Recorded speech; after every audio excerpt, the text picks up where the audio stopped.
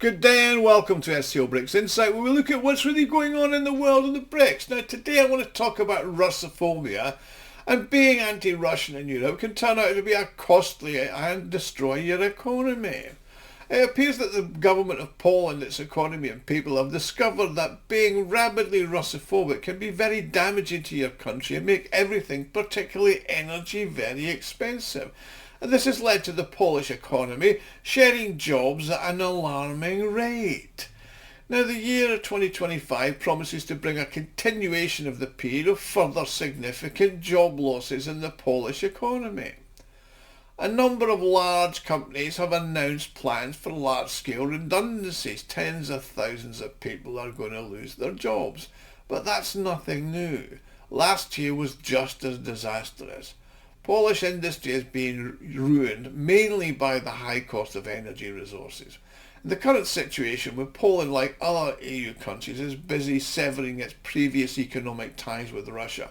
There's no solution to the problem of expensive energy resources, and there's none expected in the near future, as buying cheap gas or importing relatively inexpensive electricity from Russia or Belarus is not on their agendas.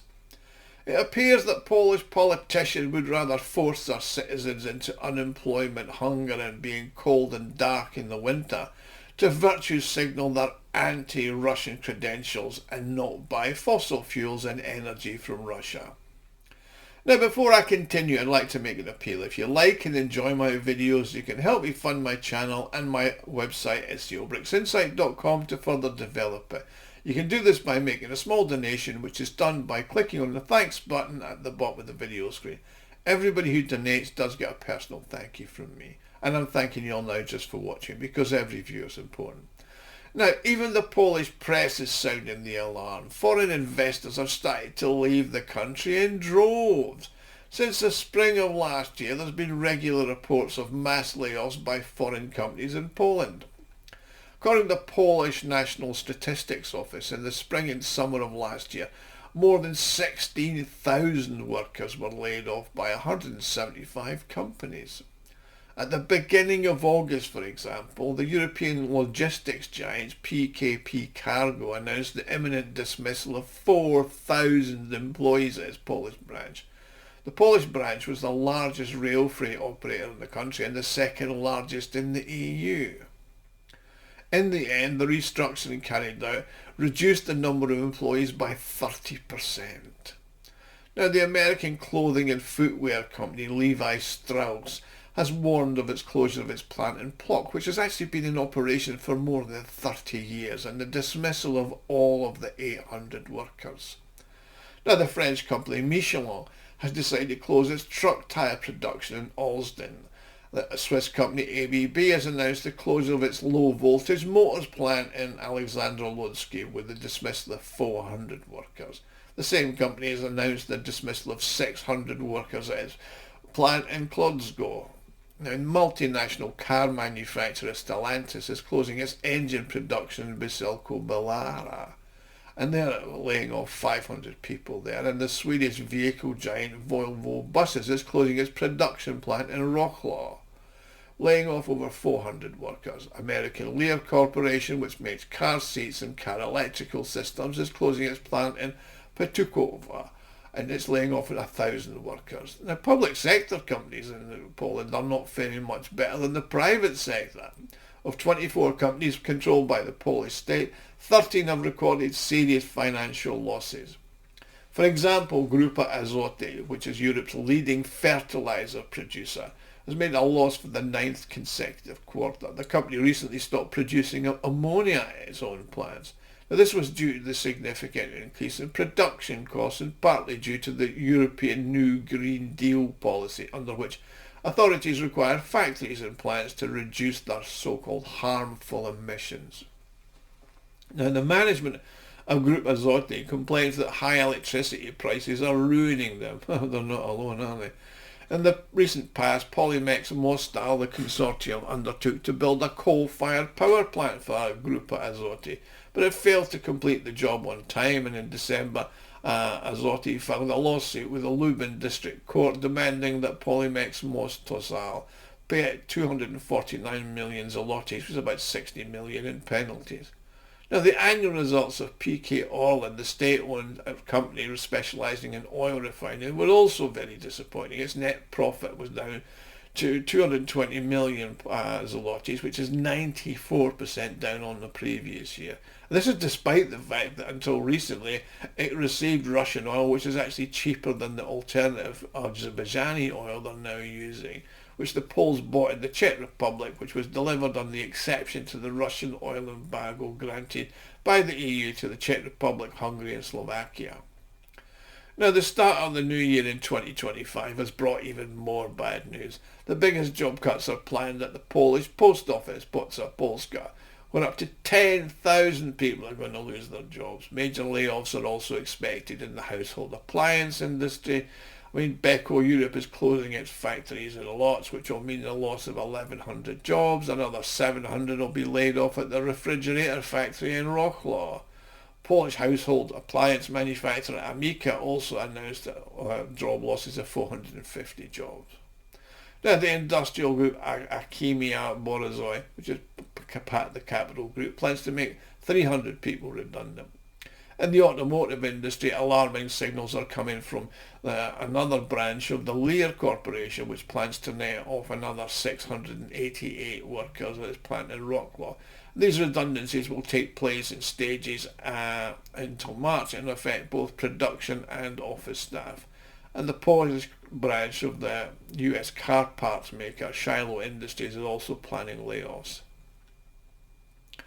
The group Azoty is going to lay off 200 people, and the Polish energy equipment manufacturer Russophobia is being declared bankrupt and is going to lay off all its 700 workers by the 28th of February. The company said the decision was a direct result of the need to liquidate the company. Now, according to Polish media, Russophobia failed to reach an agreement with its main creditor on the conversion of the debt into shares, depriving it of the opportunity of obtaining external financing and financing future orders. The Polish companies are being ruined by the several factors of irresistible force. The most common reasons for the layoffs are the rising labour and energy costs, but inflation, the relocation of production to countries with lower labour costs, and the development of artificial intelligence are also key factors, according to political scientist Kristina Izmagilova. According to her, the main problem is energy. Poland has one of the highest wholesale energy prices in Europe, mainly due to its dependence on coal.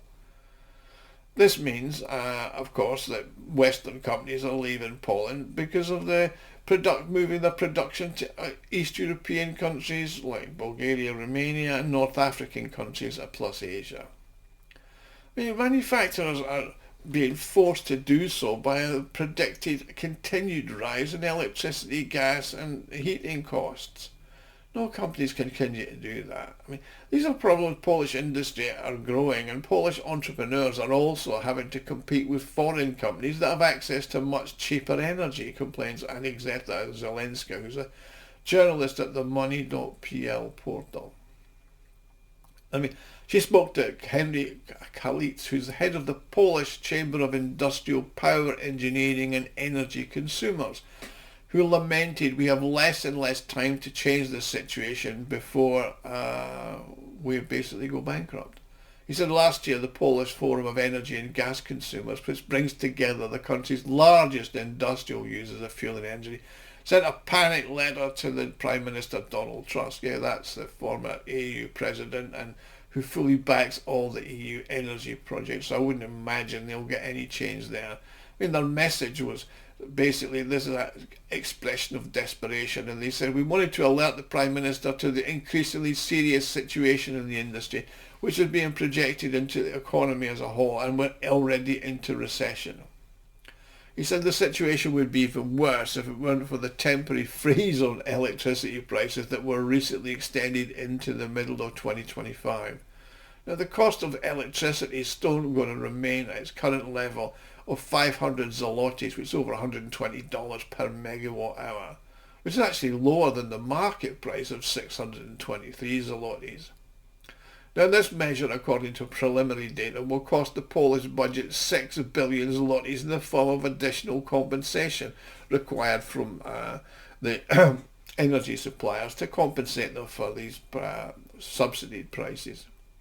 Incidentally, it should be remembered at the same time, Poland's actually spending astronomical sums on arms, making it the leading NATO member in terms of military expenditure. So it's ruining its industry, but it's building up its military because, Russia's a threat. I mean, whatever happens, blame Russia. Now, it's telling in this gloomy background about Moscow's machinations is growing. Turns out that, according to industry representatives, it's Russia's fault that Polish industrialists are being harmed because they cut off supplies of cheap energy resources. I think you'll find that the Poles themselves rejected the energy resources from Russia. They cut off Yamal Europe line. They cut off all access to cheap electricity, gas and oil through the Druzhba pipeline. So please take note of Poland's problems. Russophobia is expensive and can seriously damage your country's economic health. Thank you for watching. Please like, share and subscribe. If you want to help me out, click on the thanks button at the bottom of the screen and make a donation, and I'll see you all again soon. Thank you.